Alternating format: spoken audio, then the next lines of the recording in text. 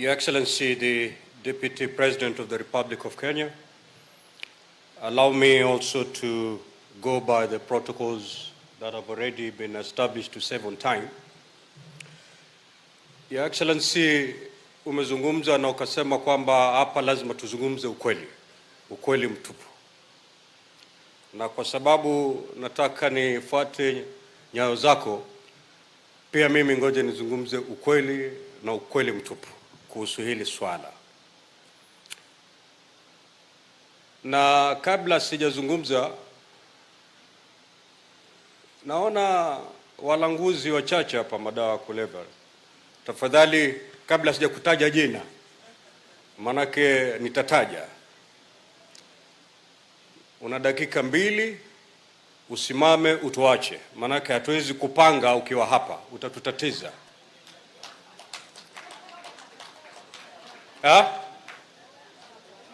Ni wataje? Sitawataja maki mama Aisha anasema tafadhali usiwataje hivi leo. Your Excellency, the solution and the problem facing us is here. Because for us to help our young people save their lives from drug abuse is to make sure that these products are not in the market. As long as these products are in the market, we'll continue losing our population. Now, Your Excellency, as a country, we pride ourselves on having the best intelligence system, one of the best, if not the best. I ask myself some questions sometimes. Why we cannot get to know the source of these drugs? For the young men in Lamu, Kilifi, Kwale, name it, to access these drugs, that means there's a source somewhere. There is a source somewhere that is known by the men and women who are seated here. And I was lost for words, Your Excellency, when the IG confessed here that some of the enforcement officers received calls not to apprehend these culprits. With that, Your Excellency, we are not going to win this war on drugs. Because clearly, the big boys are known, maybe the big girls too. But the reason why they cannot be apprehended is because of those phone calls. And as long as those phone calls will keep coming, our young people are going to die. Whether as leaders we'll scream, whether as leaders we will cry, as long as those phone calls will keep coming, we are going to lose this war. So going forward, Your Excellency, the kind of assurance that you've given and the kind of commitment that you've given to the enforcement officers, because, Your Excellency, there's nothing new that we've been told today. Hii shida tunajua. But the biggest weakness that has been there towards eradicating this menace is at the enforcement level. If we know these drug dealers, how comes they've not been apprehended? Today, if you go to the law courts, you'll see quite a number of young men and women who are being arraigned in court for being in possession of just one roll of bang.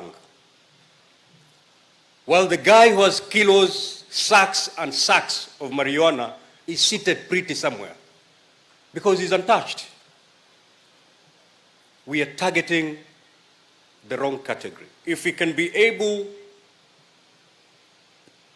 to make sure that these products are no longer in the market, then we'll be saving our young people. And to do so, Your Excellency, we need to go to the source. And with our intelligence system, we know who these drug barons are. As leaders, and I'm speaking on behalf of the leadership of the region, we are behind these efforts, Your Excellency, have no doubt. And I can speak here without any fear or contradiction that none of us were elected pursuant to funds, using funds from drug dealers. None of us benefited or has benefited from that kind of dirty funds. And therefore, on this war, you have partners in the leadership of this region. We are not just speaking because we're in this conference, but we mean it. And whatever recommendations that will be adopted from this particular conference, Your Excellency, have us as your partners in this war. But again, as I end my remarks,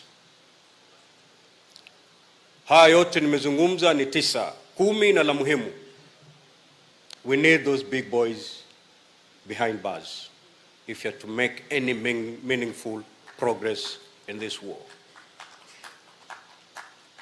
How many of our boys in their thousands will be arraigned in court? Wakitolewa, wengine wanaletwa. How many rehabilitation centers will our governors build to, take in the thousands of our young people who are hooked to drugs? But Your Excellency, if we are able to nab the supplier, there'll be no child being arraigned in court because he's been found with a sachet of heroin. And that is where we ought to start. That is where we need to put all our efforts. How I wish the IG disclose this powerful person who can call his office na anatetemeka. Who is this who can call the IG's office and they're let scot-free? They're out there feeding our young people with all the poison they can feed them on. So again, IG, mkubwa amesema, I know hiyo simu haikutoka kwa Rigiji. That I'm very sure. I know that phone call never came from His Excellency, the President of this country. Who is this? Who can call your office and because of that call, they cannot be arrested? If you're to win this, we need to have the will and the commitment, more particularly from our enforcement unit. But otherwise, Your Excellency, count the leadership of the region as a partner in this war. Thank you.